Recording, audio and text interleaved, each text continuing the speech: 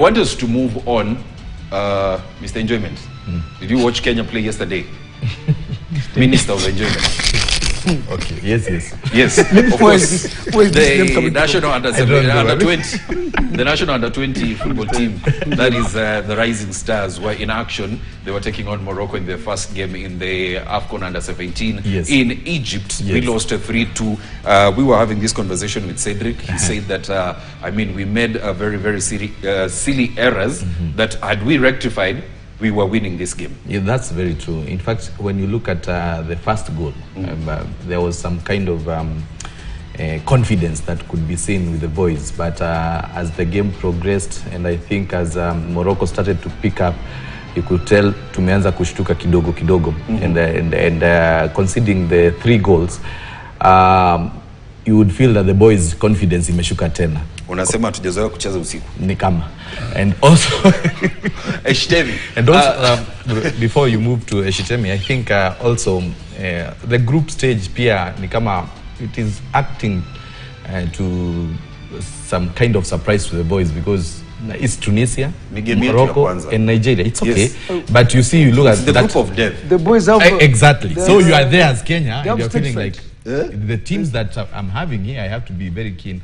But they had gone with some good confidence. So I still hope that as we move to the next games, things might be different. But then the Moroccan coach had very good things to say about this team. Yeah. Yes. The Kenyan team. So there's some hope. Eshitemi, the positives that you picked from that loss, because most people feel that we should have won this game. Absolutely, because we gifted them 2 goals. That's the first goal, and I think the third goal. Those goals, if it was just on a good day, definitely would have considered, because also they came out from the captain, that is Amos Wanjala. I think it wasn't his day. Those 2 goals, definitely more so the third goal. The third goal also, it was about reactionary, whereby yes, Amos has fouled, or rather has been fouled, but now why are we waiting for the referee to whistle instead for the players to react and maybe clear the ball first and maybe go and have a talk with the referee? Unfortunately, they waited.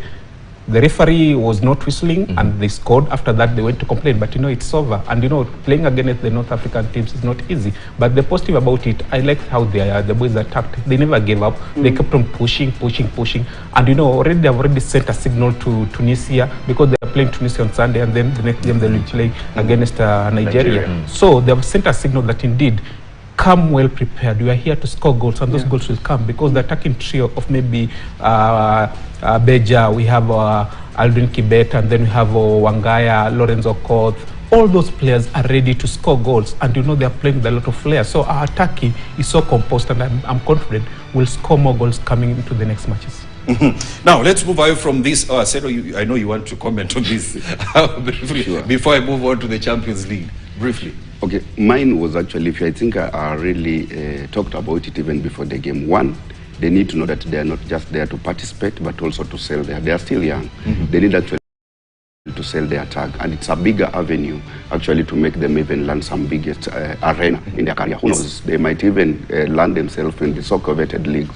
But and again, as Eshitemi has said, I think they were so much relaxed. Stage fright. Yeah, and I don't think if you lose your opening match and more so you are an underdog, if it's so quite okay that you will come back and maybe beat the so perennial participant in that particular tournament. Because in a game of tournament, according to my understanding, your opening match determines a lot.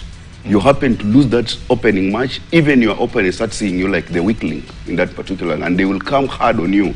So as to say, before they realize themselves, you need to have picked 3 points or either a point in your opening match.